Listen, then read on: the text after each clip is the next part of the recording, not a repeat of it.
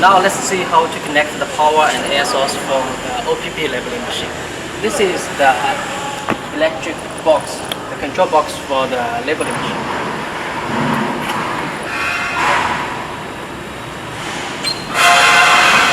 This is the main power, and we already prepared the cables for you from here.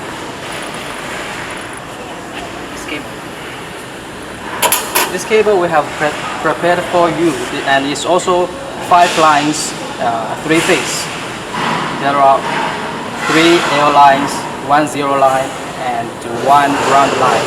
We're just temporarily connecting here, and you need to connect this cable to your main power box.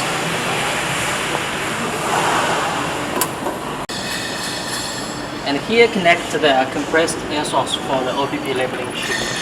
The pipe is 8 millimeter. The pressure is 6 to 8 bars, and the consumption is very little.